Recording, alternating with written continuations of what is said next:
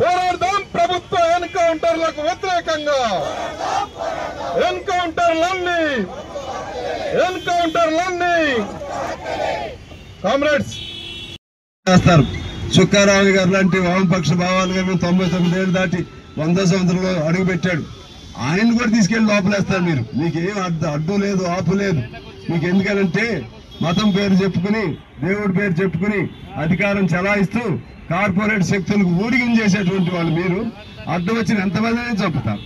అలా అనేక లక్షల మందిని వాళ్ళ ప్రాణం తీసే విధంగా, వాళ్ళ ఊపిరి తీసే విధంగా వాళ్ళ నివాసాల నుంచి ఊళ్ళ నుంచి వెళ్ళగొట్టడం అంటే వాళ్ళందరూ చంపినట్టు కదా. అది మేము ప్రశ్నించొద్దా? అంటే వీళ్ళు చేసిన నేరాలు ఉండొచ్చు, మీకు చట్టం ఉంది కదా. చేతనైతే అరెస్ట్ చేయండి, చేతనైతే విచారణ చేయండి. ఇవన్నీ చేయకుండా ఈ పద్ధతిలో చేస్తా ఉన్నారు. అందుకని మేము సుప్రీంకోర్టును అడుగుతున్నాం. మాలాంటి వాళ్ళు గొంతు నొక్కేయడానికి ప్రయత్నాలు చేస్తున్నారు. పత్రికలు కూడా ఇవాళ జాగ్రత్తగా ఉండాల్సిన అవసరం ఉంది. పత్రికలు ఏది న్యాయమో ఏది అన్యాయమో ఎప్పుడే జరిగిందో దాన్ని ఖండించాల్సిన అవసరం ఉంది. పత్రికలు కూడా దీనిపైన కథనాలు కూడా రాయాల్సిన అవసరం ఉంది. మనం నంబాల కేశరావు గారిని చంపేస్తే ఇదే పద్ధతిలో దేశమంతా స్పందించింది. ఇవాళ యజ్ఞాన్ని చంపేస్తే దేశమంతా స్పందిస్తా ఉంది. ఎందుకు స్పందిస్తున్నారు అర్థం చేసుకోవాల్సిన అవసరం ఉంది. ఎన్కౌంటర్ అని పేరు పెట్టారు.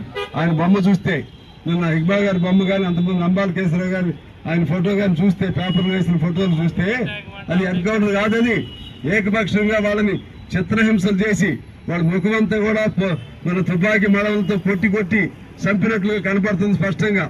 ఎన్కౌంటర్ చేస్తే ఎక్కడో తగలాలి బుల్లెట్. ఒకవేళ ముఖాన్ని తగిలినా కూడా అంత మేరకు ఉండాలి. మొత్తం ముఖమంతా కూడా చిత్రమైపోయి ఉంది.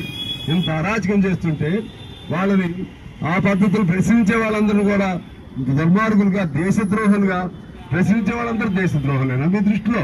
కమ్యూనిస్టులందరూ దేశద్రోహులు. మరి దేశభక్తులు ఎవరు? అదాని అంబానీ దేశభక్తులా? లేకపోతే 1000 కోట్లు సంపాదించుకునే వాళ్ళు దేశభక్తులా? వాళ్ళ కోసం ఊడికిం చేసేవాళ్ళు మీరందరూ దేశభక్తులా? మీరు మహాత్మా గాంధీని చంపినా మీరే దేశభక్తులు. అప్పుడు ఆ నేపథ్యంలో 1000 మంది ముస్లింలు, హిందువులు మరణించినా దానికి కూడా మీరే దేశభక్తులు. అన్ని మీరే దేశభక్తులు. మాలాంటి వాళ్ళు మాట్లాడే హక్కు లేదు. ఇవాళ మేము అంటున్నాం, మా వాళ్ళు చనిపోయారు వాస్తవమే. మావోయిస్టు సోదరులు కూడా విజ్ఞప్తి చేస్తున్నాం మేము.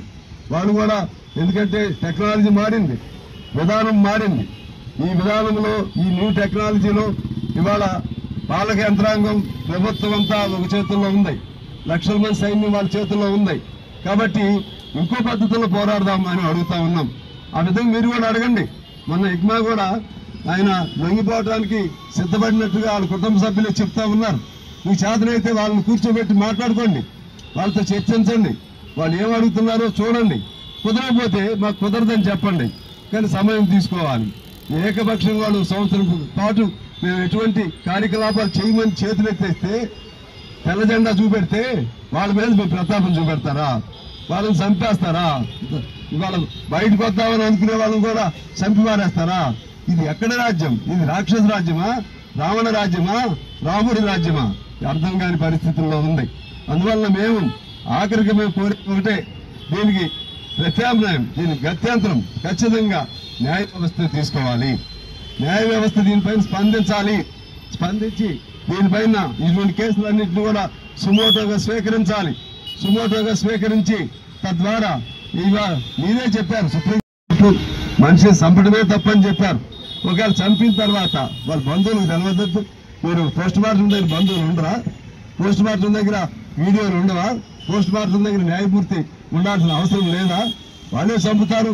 కోతిని, కుక్కని చంపి పడేసినట్టుగా పడేస్తా ఉంటే ఇది మానవ జాతిని హననం చేయటమే. మానవ జాతిని నిర్దాక్షిణ్యంగా మిమ్మల్ని ప్రశ్నించే వాళ్ళందరినీ హననం చేయటమే. అందువల్ల సుప్రీంకోర్టు క్రియాశీల పాత్ర వహించి సుమోటోగా స్వీకరించి ఇటువంటి కేసులన్నిటిపైన విచారణ చేయాలని మేము డిమాండ్ చేస్తా ఉన్నాం. దీంతో పాటు ఇవాళ